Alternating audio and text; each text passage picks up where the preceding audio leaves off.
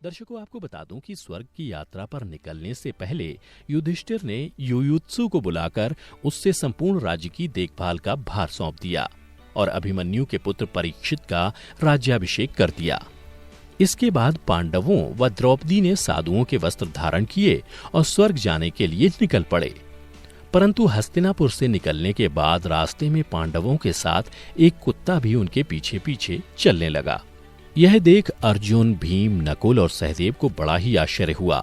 तब युधिष्ठिर ने उन्हें बताया कि यह मेरा स्वामी भक्त कुत्ता है। फिर पांचों पांडव द्रौपदी सहित अनेक तीर्थों, नदियों व समुद्रों की यात्रा करते करते आगे बढ़ने लगे। फिर एक दिन वो सभी चलते चलते लाल सागर तक आ गए। परंतु अंतिम यात्रा के समय भी अर्जुन अपने गांडीव धनुष व अक्षय तरकशों के लोभ का त्याग नहीं कर पाए थे, जिस कारण लाल सागर के पास अग्निदेव प्रकट हुए और उन्होंने अर्जुन से गांडीव धनुष और अक्षय तरकशों का त्याग करने को कहा। तब अर्जुन को ना चाहते हुए भी इन दोनों का त्याग करना पड़ा। फिर पांडवों ने पृथ्वी की परिक्रमा पूरी करने की इच्छा से उत्तर दिशा की ओर यात्रा आरंभ की।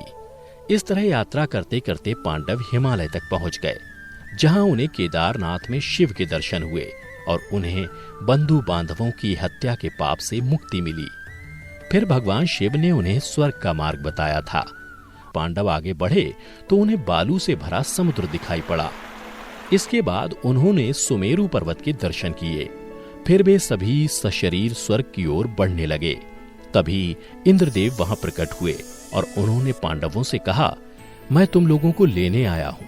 तब युधिष्ठिर ने कहा, प्रभु क्षमा करें, हम लोग आपके साथ स्वर्ग नहीं जा सकते, क्योंकि हम सभी मनुष्य हैं और हमारे लिए अपने बल पर ही स्वर्ग तक की यात्रा करना उचित होगा। युधिष्ठिर के मुख से ऐसी बातें सुनकर देवराज इंद्र प्रसन्न हुए और वहां से चले गए।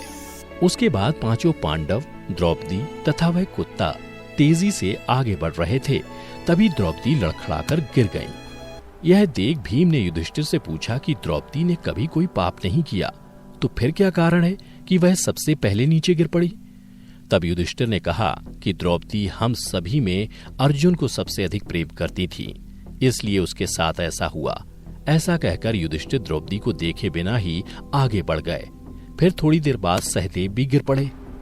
तभी भीम ने पुनः युधिष्ठिर से सहदेव के गिरने का कारण पूछा, तो युधिष्ठिर ने बताया कि सहदेव किसी को अपने जैसा विद्वान नहीं समझता था, इसी दोष के कारण इसे आज गिरना पड़ा। इसी तरह कुछ देर बाद नकुल भी गिर पड़े। फिर भीम के पूछने पर युधिष्ठिर ने बताया कि नकुल को अपने रूप पर बहुत अभिमान था, इसलिए आज इसकी यह गति हुई। उसके थोड़ी देर बाद अर्जुन भी गिर पड़े। यह देख युधिष्ठिर ने भीमसेन को बताया कि अर्जुन को अपने पराक्रम पर अभिमान था।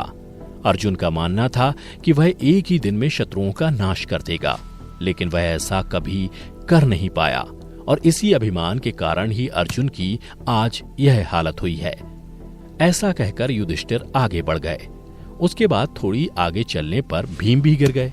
जब भीम ने युधिष्ठिर से इसका कारण पूछा तो उन्होंने बताया कि तुम खाते बहुत थे और अपने बल का झूठा प्रदर्शन करते थे, इसलिए तुम्हें आज भूमि पर गिरना पड़ा।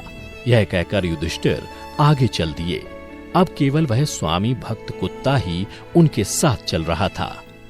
थोड़ी देर चलने के बाद युधिष्ठिर कुत्ते के साथ स्वर्ग के प्रवेश द्वार पर पहुंचे, जहां धर्मराज ने उन्हें ये कहते हुए रोक लिया कि युधिष्ठिर तुम्हारे साथ यह कुत्ता स्वर्ग में प्रवेश नहीं कर सकता है।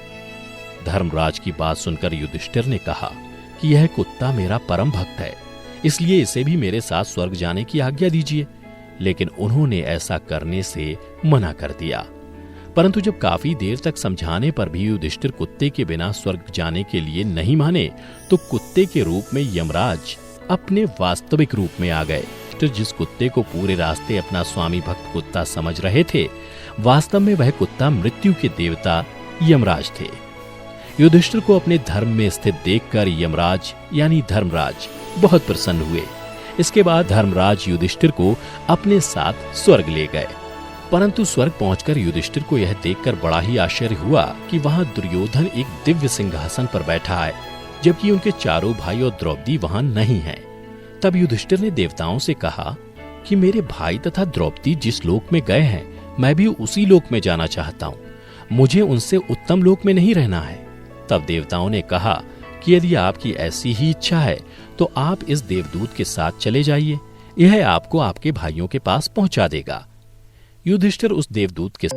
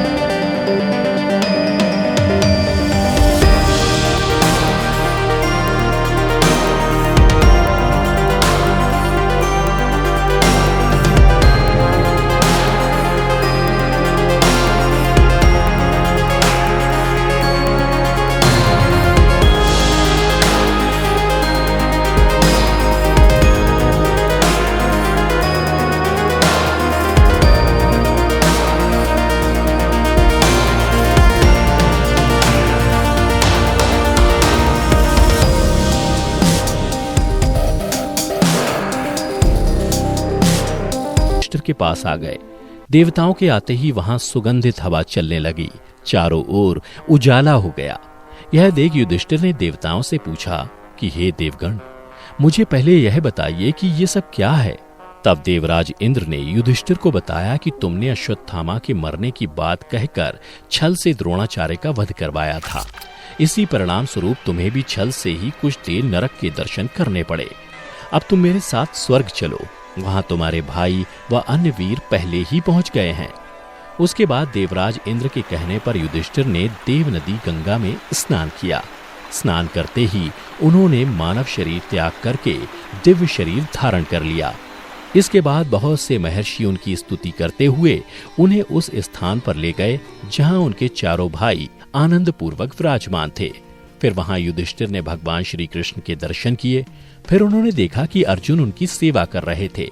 युधिष्ठिर को आया देख श्री कृष्ण व अर्जुन ने उनका स्वागत किया। उसके बाद युधिष्ठिर ने देखा कि भीम पहले की तरह शरीर धारण किए वायु देवता के पास थे। कर्ण को सूर्य के समान स्वरूप धारण किए देखा और नकुल व सहदेव को अश्विनी कुमारों के साथ देखा। फिर देवराज इंद्र ने युधिष्ठिर को बताया कि ये जो साक्षात भगवती लक्ष्मी दिखाई दे रही हैं, इनके अंश से ही द्रौपदी का जन्म हुआ था। इसके बाद इंद्र ने महाभारत युद्ध में मारे गए सभी वीरों के बारे में युधिष्ठिर को विस्तार पूर्वक बताया। इस प्रकार युधिष्ठिर अपने भाइयों व अन्य संबंधियों को वहां देखकर बहुत प्रसन्न हुए।